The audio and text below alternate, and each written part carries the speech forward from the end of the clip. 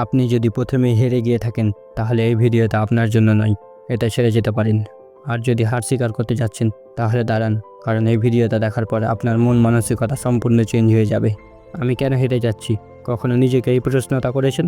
আমি গ্যারান্টি দিচ্ছি আপনি কখনোই নিজেকে এই প্রশ্নটা করেননি, কারণ আপনি যদি নিজেকে এই প্রশ্নটা করতেন তাহলে আপনাকে এই ভিডিওটা দেখার প্রয়োজন পড়তো না, আর না আপনার নামটা লুজারের লিস্টে থাকতো। আপনি কেন নিজেকে এই প্রশ্নটা করতে পারেননি তার আসল কারণটা আজকে জানতে পারবেন।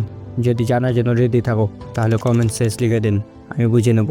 আপনার পরাজয়ের সবচেয়ে বড় কারণ হলো আপনার চিন্তা ভাবনা, কারণ আপনি মনে করেন আমার কাছে এখনও অনেক সময় আছে, আবার তো মা বাবা আছে আমার ব্যাপারে ভাবার জন্য। যদি আপনি টাটা বিড়লা বা আম্বানি আদানি ফ্যামিলি থেকে বিলং করেন তাহলে এমনটা ভাবা আপনার জন্য উত্তম। কিন্তু যদি এমনটা না হয় তবুও আপনি এমনটা ভাবেন, তাহলে আমার একটা কথা কান খুলে শুনে রাখো, ভবিষ্যতে কান্না করার জন্য প্রস্তুত হয়ে যাও।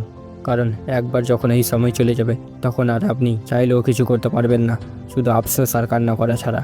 দুনিয়া এরকম হাজারো এক্সাম্পলে ভরে আছে যারা নিজেদের সঠিক সময়ের ব্যবহার করে নিজেকে শীর্ষ স্থানে নিয়ে গেছে, কিন্তু একটা উদাহরণ দেখাতে পারবেন না যারা শীর্ষ স্থানে থাকাকালীন নিজের সময়কে আবার ফেরত আনতে পেরেছে। এই জন্য সময়ের কদর করো, কারণ সময়ের থেকে বড় কোনো গুরু নেই।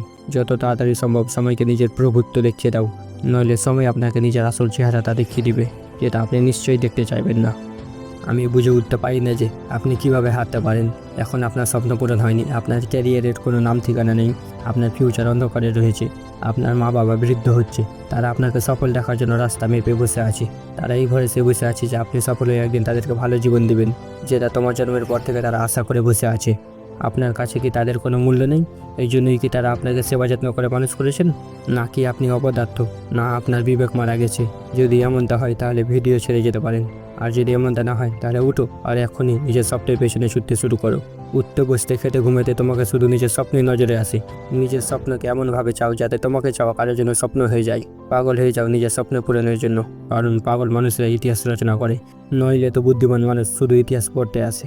আপনার পরাজয় এটাই নয় যে আপনি কতবার পড়েছেন, হার তো তখন হয় যখন আপনি পড়ার পরে উঠে দাঁড়াতে অস্বীকার করেন। কেউ সত্যিই বলেছেন যে যদি আপনি মেনে নেন তাহলে আপনার হার হবে, আর যদি ভেবে নেন তাহলে নিশ্চিত জিত হবে। যদি আপনি হার মানতে অস্বীকার করে দেন তাহলে দুনিয়ার কোনো শক্তি আপনাকে হারাতে পারবে না, কারণ দুনিয়াতে এমন কোনো কাজ তৈরি হয়নি যেটা মানুষ করতে পারবে না। কারণ 1000 মাইলের পথটাও পায়ের এক দিক দিয়েই শুরু হয়।